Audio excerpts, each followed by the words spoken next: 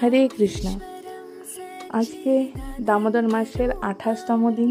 রাধা মাধব একটা নতুন ড্রেস পরেছিল এবং অপূর্ব সুন্দর লাগছিল রাধা মাধবকে, নৃসিংহদেব এবং পঞ্চতত্ত্বকে। তো আজকে বিষ্ণু পঞ্চকের দ্বিতীয় দিন, যদিও এবছর বিষ্ণু পঞ্চক শুধু 5 দিন হবে না, 4 দিন হবে। তার জন্য প্রথম দিনই সবাই বেলপত্র আর পদ্মফুল দিয়েছে, আমার দেওয়া হয়নি। আজকে আমরা বেলপত্র আর গন্ধ একবারে ভগবানকে অর্পণ করব। তো আমরা গঙ্গায় গিয়েছিলাম, বিষ্ণুদেবের জন্য তর্পণ করেছি। বেলপত্র ভগবানের জানুতে মানে হাঁটুতে, আর গন্ধ ভগবানের নাভিতে অর্পণ করা হয়।